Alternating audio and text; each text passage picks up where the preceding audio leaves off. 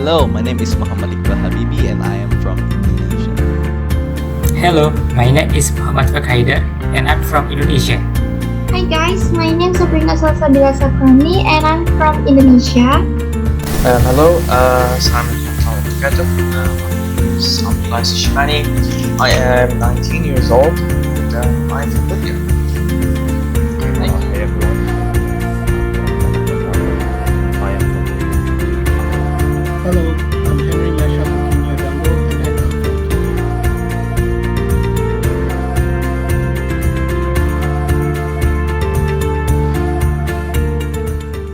Okay, here I will be explaining part E question 1, which is using the loop instruction, write a program to achieve the following equation. What is the final result of total in hexadecimal and decimal? So first of all, we have to assess the equation. A total equals to 100 hexadecimal times 7 hexadecimal. This means that the total, in theory or in calculation, should be 700 hexadecimal, right? Okay, so but we can also have this in some other way for the loop instruction. So we can assess that, as you see here, 100 hexadecimal times 7h, or 7 hexadecimal, is equal to 100 hexadecimal plus 100 hexadecimal plus 100 hexadecimal 7 times, adding 100 hexadecimal 7 times, which means we can create a loop instruction where we add 100 hexadecimal 7 times. So first of all, we have to create a variable total so we can place the total later on in this variable. So the first line here, line 11, is move EX 0. So first we have to set the register EX to 0 so that we can place the total for the loop there, and each time the loop will add 100 to the EX.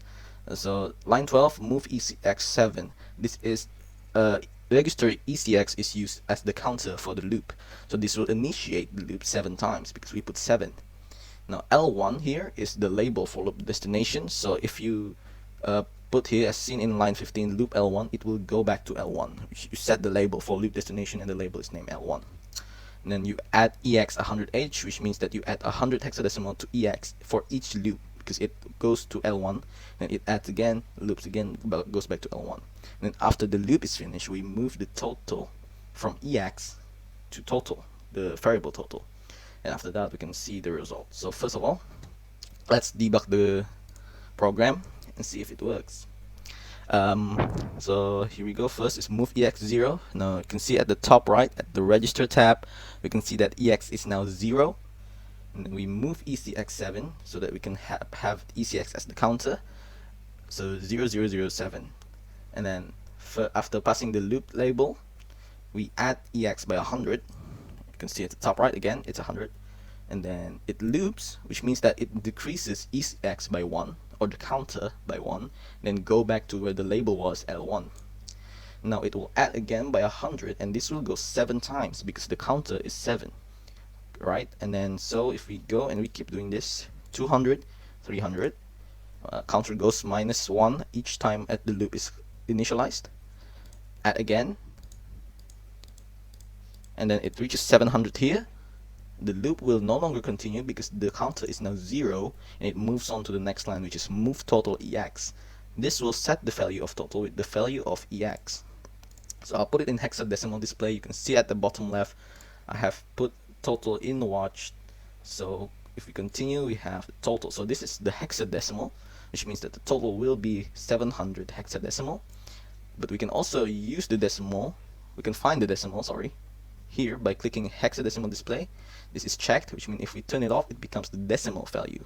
So this is 1792 in decimal. So that's my explanation.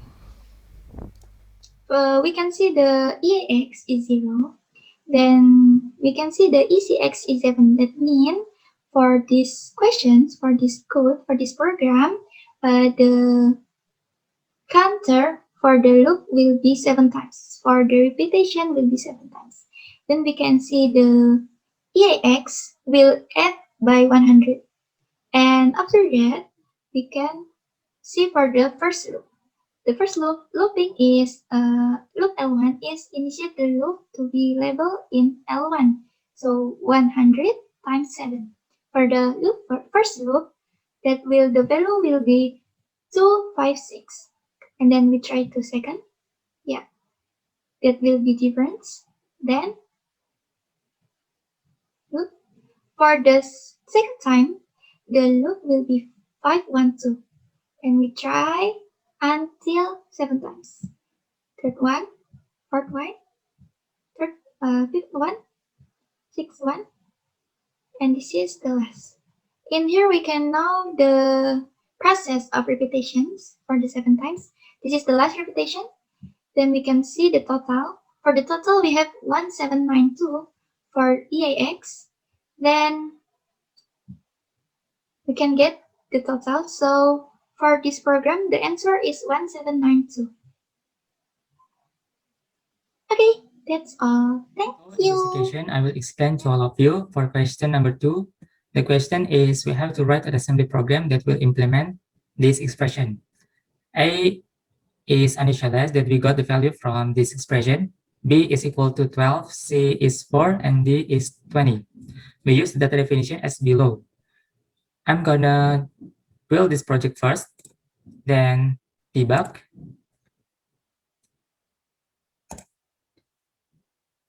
As you can see, there are many windows.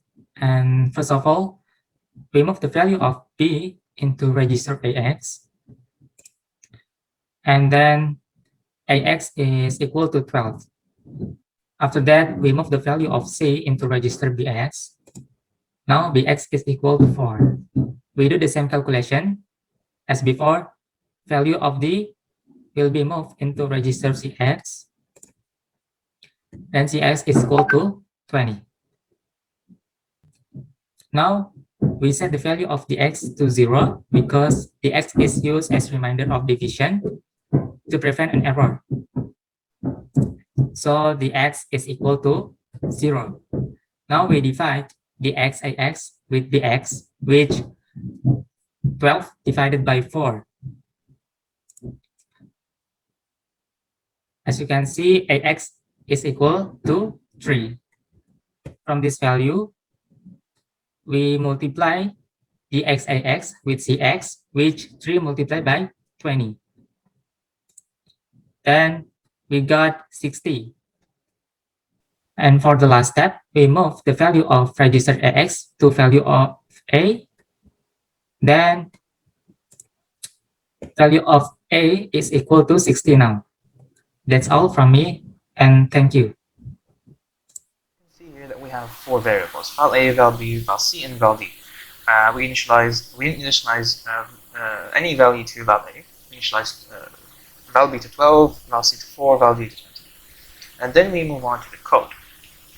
Now in the code, the first line of the code, we can see move AX val B. Now what this does is that it moves the value of val B to AX. So AX takes the value of val B, which we will be seeing here. We can see that the value of AX has changed.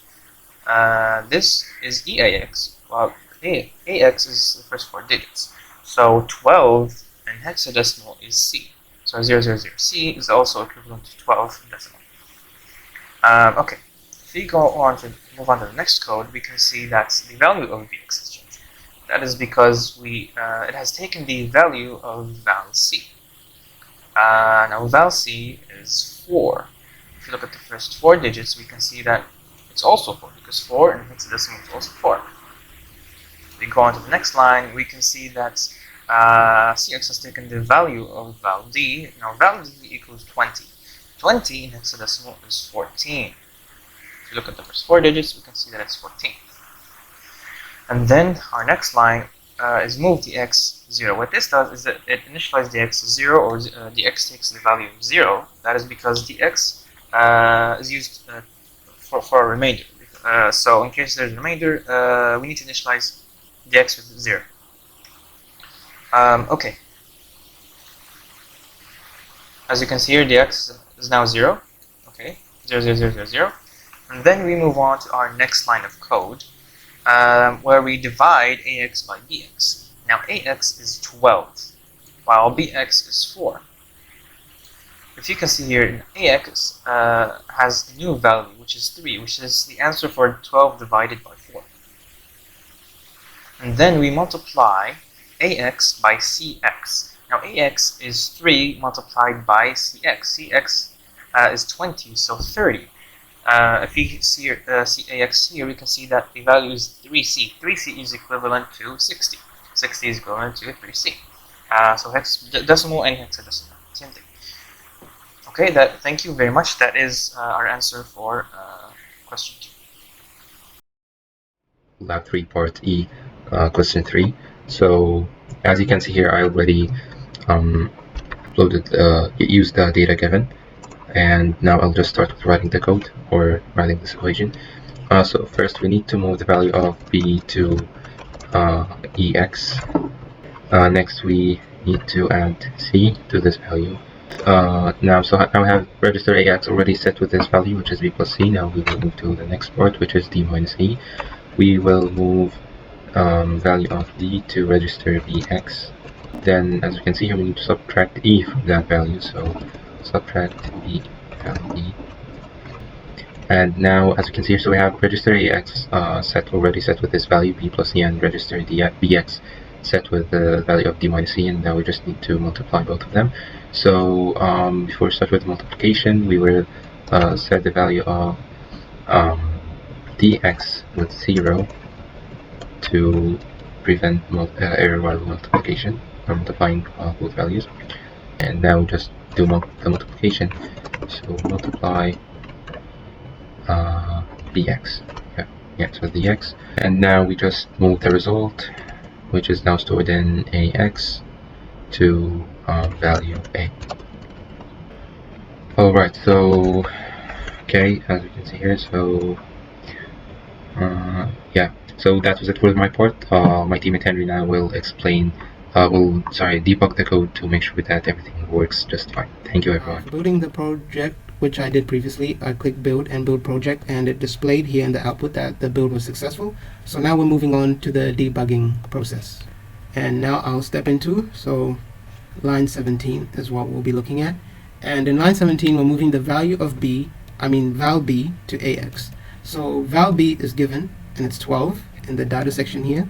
And we're moving 12 to AX. So AX originally had no value, but now it has the value of 12. Yeah, now we step into again. So in line 18, the changes that have occurred are shown in red. So we can see that some registers, the values of some registers changed. Line 18, val C is added to AX. So val C is 4, and we know that previously AX was 12. So 12 plus 4 gives us 16. Now we'll step into again line 19. So val D, we're moving val D to BX. So originally, previously BX didn't have a value, but now it should have the value of 20 because val D given here is 20. Now we'll move, step into again. We're looking at line 20, and in line 20, we're subtracting val E from EBX. We'll step into again. In line 21, we're basically assigning 0 to DX, and we'll step into again. We're looking at line 22. So here, we're multiplying the combined registers DX, AX with BX. So now we're stepping into again, and this is the last line that we'll be looking at. And it is moving AX, the value of AX, to val A. So val A, I remember correctly, had 0, it had no value. But now since we moved AX, which is 160, to val A, changed the value of val, or made val A now have the value of 160. So the final answer we expected was 160, and we can see here val A is equals to 160. So that's all for me. Thank you for watching. Thank you very much for watching our demonstration of Lab 3. With this Lab 3 session, we are able to understand basic instructions such as addition, subtraction, multiplication, division, and also move. We are also able to understand harder things such as flags, offsets, array, jumps, and loops. With this in mind, we are hoping to use the knowledge learned in this lab session in assignments, tests, and also future lab sessions. We are also hoping that these knowledges can be used in real-life practices later on for our future. Thank you very much, and goodbye.